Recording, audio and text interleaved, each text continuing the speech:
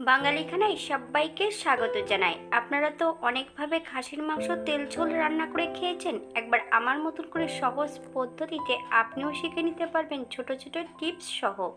রান্নাটি করব সম্পূর্ণ ঘরে থাকা উপকরণ দিয়ে, তবে এতটাই সুস্বাদু হবে খেতে, আপনি একবার রান্না করলে বারবার রান্না করবেন। তবে আমার বাড়িতে কিভাবে গ্রাম্য পদ্ধতিতে খাসির মাংস তেল ঝোল রান্না করা হলো, চলুন সেটা একবার দেখে নেওয়া যাক ভিডিওর মাধ্যমে। মাংস রান্না করার জন্য প্রথমে আমি মশলাটা বেটে নেব। আদা, জিরে, ধনে, শুকনো লঙ্কা। আমি এখানে 750 গ্রাম মাংসর মশলাটা নিয়ে নিয়েছি। আপনারা মাংসর পরিমাণ মতন মশলাটা অ্যাড করবেন। বাঙালি রান্না ঘরোয়া উপকরণ দিয়ে। আপনাদের যদি রান্নাগুলি পছন্দ হয় তাহলে চ্যানেলটি সাবস্ক্রাইব করে দিয়ে পাশে থাকবেন, পাশে থাকা বেলটি বাজিয়ে দেবেন, নইলে নিত্য নতুন রান্নার নোটিফিকেশন পাবেন না।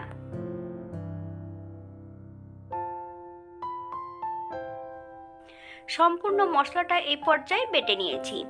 এবার বেশ কিছুটা অন্য মশলা মিশিয়ে নেব।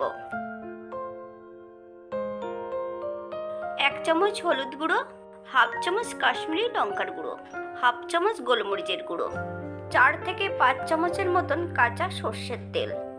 আপনারা যদি পছন্দ করেন তাহলে জল দিয়েও মশলাটা মিশিয়ে নিতে পারেন। বেশ ভালো করে মিশিয়ে সাইডে সরিয়ে রেখে দেব। মশলাটা আমাদের রান্না করার সময় প্রয়োজন হবে।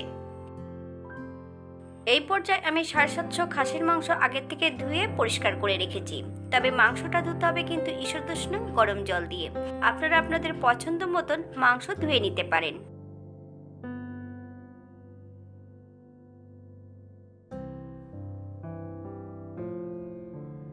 এই পর্যায়ে একটা কড়াইতে অ্যাড করব 2 চামচ ঘি, 1 চামচ সাদা জিরে। ফোড়ন থেকে সুগন্ধ বেরোলে মিডিয়াম সাইজের একটা রসুন 80% বেটে নিয়েছি, সম্পূর্ণ রসুন বাটাটা অ্যাড করব। 4টে মিডিয়াম সাইজের পেঁয়াজ বেশ মিহি করে কুচিয়ে নিয়েছি। সম্পূর্ণ পেঁয়াজটা আমি অ্যাড করে 2 থেকে 3 মিনিটের মতন প্রথমে হাই ফ্লেমে ভেজে নেব।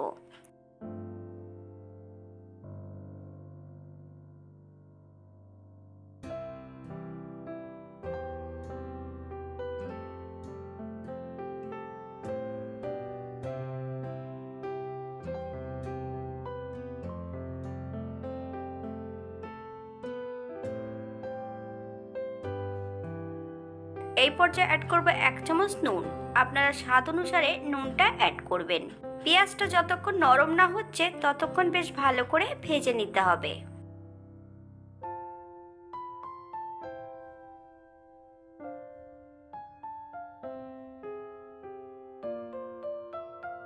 পেঁয়াজটা যখন হালকা করে রং না আসছে ততক্ষণ পেঁয়াজটা বেশ ভালো করে ভেজে নিতে হবে।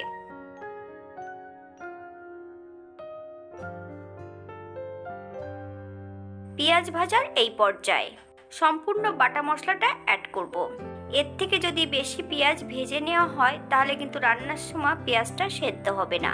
মিডিয়াম আঁচে 4 থেকে 5 মিনিটের মতন মশলা এবং পেঁয়াজ দিয়ে বেশ ভালো করে ভেজে নিতে হবে।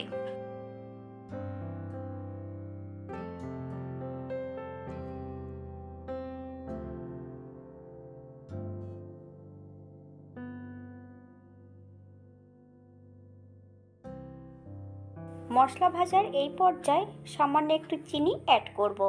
আপনারা যদি পছন্দ করেন তাহলে পরিমাণে বাড়িয়ে দিতে পারেন।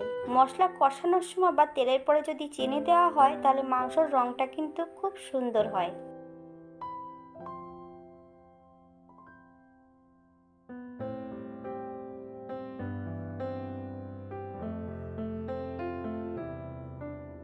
মশলা ভাজার এই পর্যায়ে মশলা ধোয়া বাটি থেকে সামান্য একটু জল অ্যাড করব।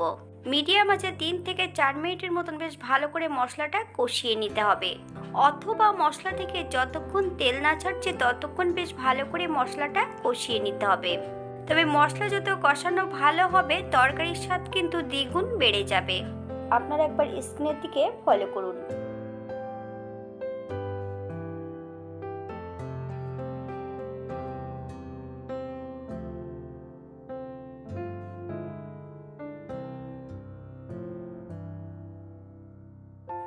মশলা থেকে তেল ছেড়ে দিয়েছে। এই পর্যায়ে সম্পূর্ণ খাসির মাংসগুলো অ্যাড করে দেব।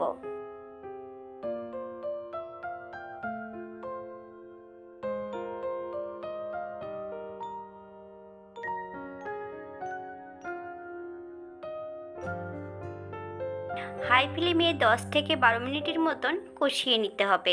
ঘরোয়া উপকরণ দিয়ে বাঙালি রান্না। আপনাদের যদি রান্নাগুলো পছন্দ হয় তাহলে চ্যানেলটি সাবস্ক্রাইব করে দিয়ে পাশে থাকবেন, পাশে থাকা বেলটি বাজিয়ে দেবেন, নইলে নিত্য নতুন রান্নার নোটিফিকেশন পাবেন না। যদি বোনাস দিতে হয় তাহলে একটা কমেন্ট করবেন।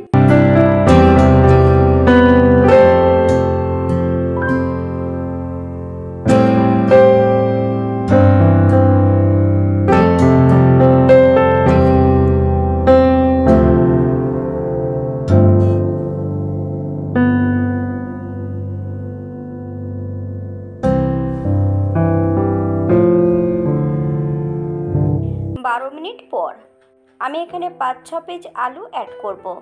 15 থেকে 20 মিনিটের জন্য ঢাকা দিয়ে রেখে দেব। তবে শুধু ঢাকা দিয়ে রাখলে হবে না, মাঝে মাঝে ঢাকা খুলে একটু নেড়ে চেড়ে দিতে হবে।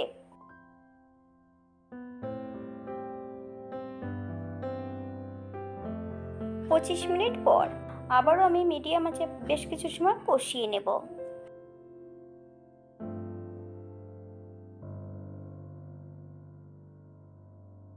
মাংস কষানোর শেষ পর্যায়ে এই পর্যায়ে আমি মাংস এবং আলুগুলো প্রেসার কুকারে অ্যাড করব। আমি কিন্তু প্রেসার কুকারে মাংসর গ্রেভিটা অ্যাড করব না, কারণ গ্রেভিটা যদি প্রেসার কুকারে অ্যাড করা হয় তাহলে প্রেসার কুকারের নিচটা অনেক সময় পুড়ে যায়। আপনারা যদি পছন্দ করেন তাহলে গ্রেভি সহ প্রেসার কুকারে অ্যাড করতে পারেন।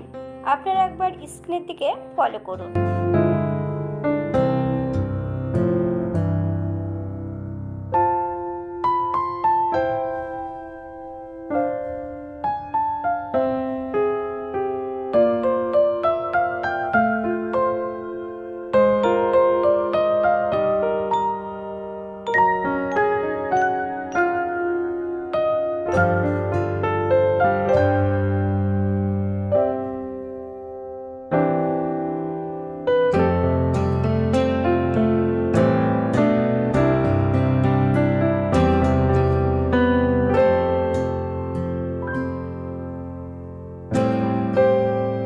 আমি সম্পূর্ণ গ্রেভিটা রেখে দিয়েছি।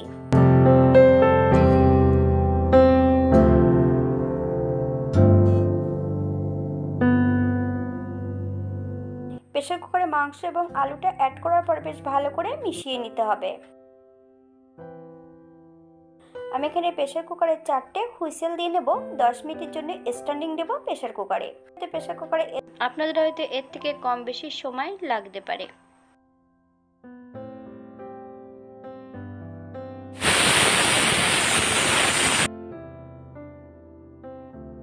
10 মিনিট পর মাংস থেকে আলুগুলো আলাদা করে নেব।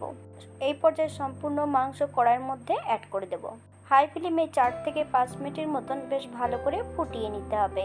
কয়েকটা গোটা কাঁচা লঙ্কা অ্যাড করেছি, আপনারা যদি পছন্দ করেন তাহলে পরিমাণে বাড়িয়ে দিতে পারেন।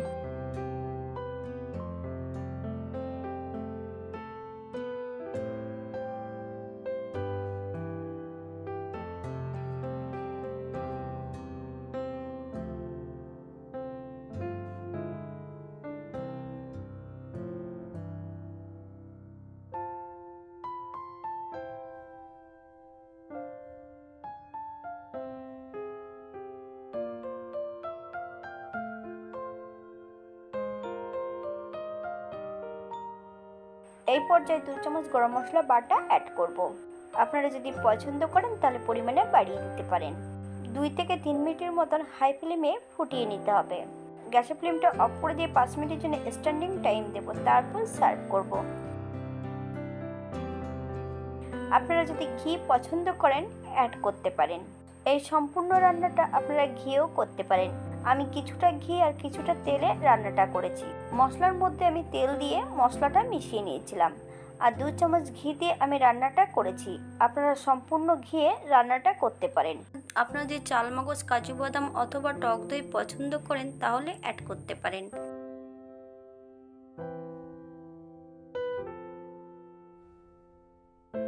আজকের ভিডিওটি এই পর্যন্ত। সবাই সুস্থ থাকবেন, ভালো থাকবেন।